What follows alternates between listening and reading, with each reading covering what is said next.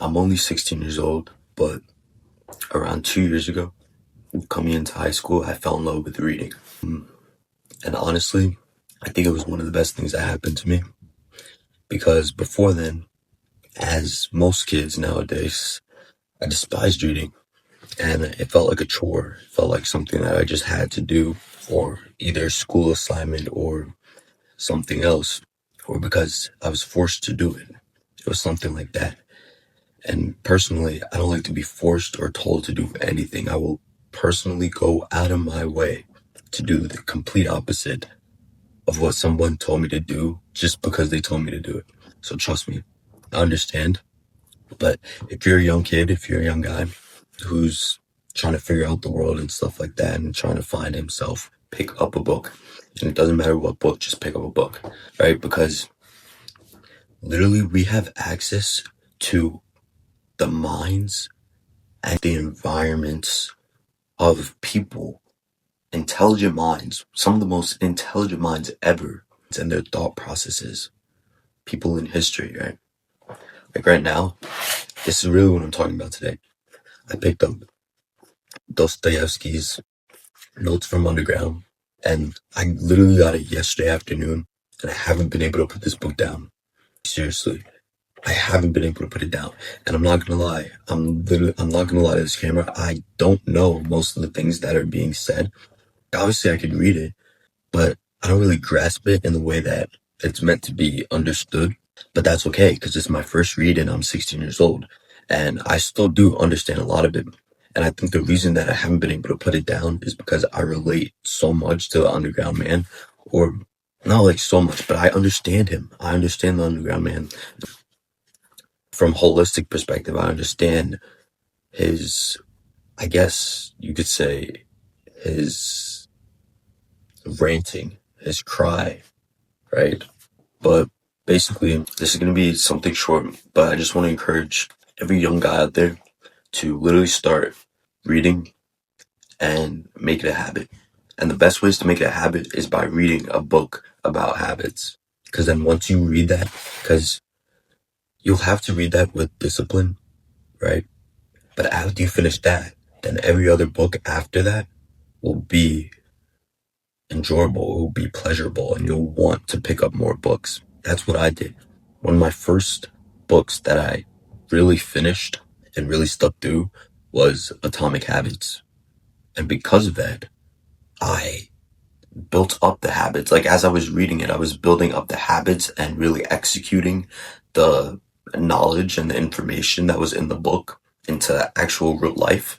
So the next books that I picked up, they were just pleasurable and it just reading just fell naturally because of the things that I learned in the first book.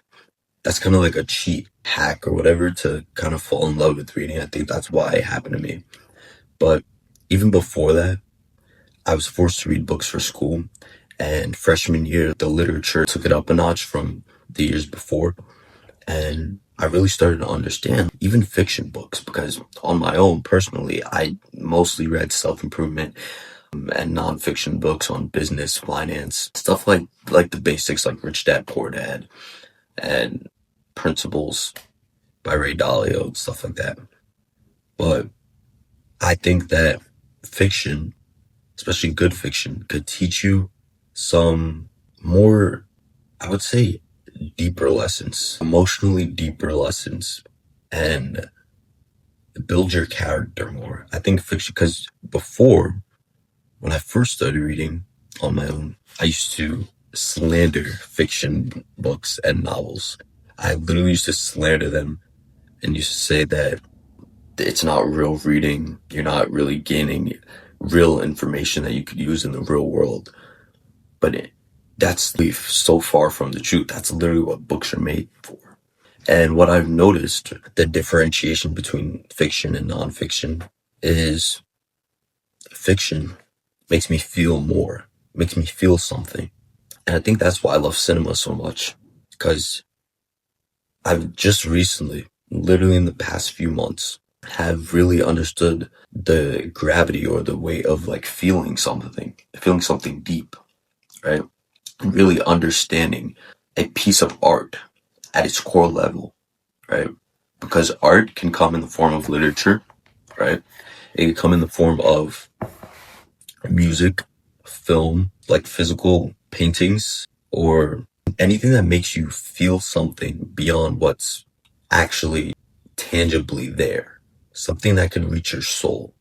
And that's kind of what I've realized with novels. It touches your soul and thus builds your character for the real world. Whereas self improvement books and business books, they're very direct and give it to you straight up. This is what you have to do, and now go do it, right? And it's very real. It's very extremely real. These, you have to translate it into your real life, and you have to figure out what is the underlying meaning and how it pertains to your life, because it's different. It's very subjective. Any art is subjective. Anyone who, I don't know, maybe I don't know much, but I think people who claim that art isn't subjective, I don't know. I think they don't know what they're talking about, really. But what do I know? I'm a 16-year-old guy. But yeah, I think art is very subjective, and I think you take whatever you feel out of it. What that piece of art, what a certain piece of art, what a certain piece of literature, a certain book means to you can be completely different. It can be the complete opposite of what it means to another person. But anyways, if you're a young guy and you haven't realized the beauty and the significance and the value of reading books, then please, please, please pick up anything, literally anything. Like I said before, the habit book would be the best way to start, but just to get your feel into reading more, just pick up anything because it's so important, especially nowadays where everything is fast paced. We want information so fast and so novelty, and we just get cheap information on a daily basis. Cheap, just like most of it isn't even the truth, and we just consume that at such a rapid pace every single day through social media and through just different media in general. We just consume all of that because we want knowledge so fast, so quick. But the people that get ahead are the ones that have mastered something, right? Which I'm pretty sure if you're watching this, you would agree that mastery on a subject or profound, deep knowledge can take you so much further than shallow surface level novelty information, right?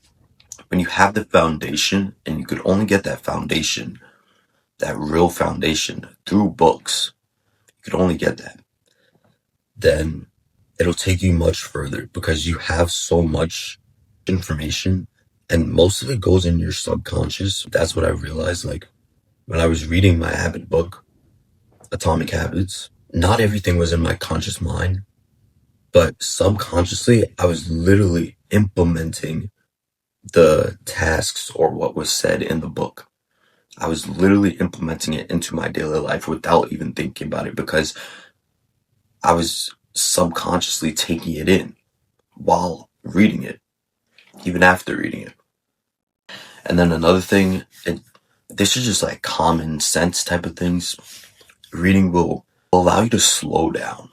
And I think that is so much more important nowadays where everything is sped up and we can't even finish a task, just like any basic task. And I've noticed it. I'm not just saying it because I've heard it around or whatever, and because other gurus or any other people on YouTube have said it. I've literally seen it with my friends. You can't finish a task, can't even finish a movie, a film without picking up your phone.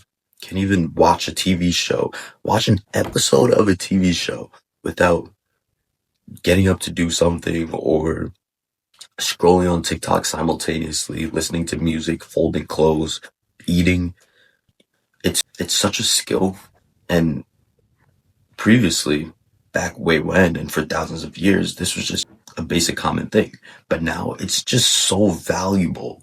Because there's such a lack of, it's so much more valuable to be able to just sit and do one task at a time. And trust me, the more focus you have towards a task, And you could only give 100% of your focus to a task if you're only doing that task, right? The more focus you give, the better quality it will be. And the more individuality will be expressed in the task. And that's where art comes from. That's where our creative aspects, that's where our creativity comes from.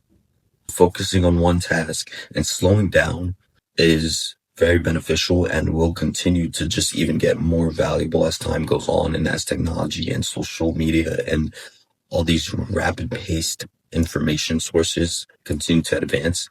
This skill will be so much more valuable. And that's really it. If you like self-help content, self-improvement content like this, please subscribe, please comment, and please interact, because I will be posting every single day for the rest of this month. And honestly, my only goal is to share information with 1 subscriber, 10 subscribers, 10,000 subscribers, 1 million subscribers.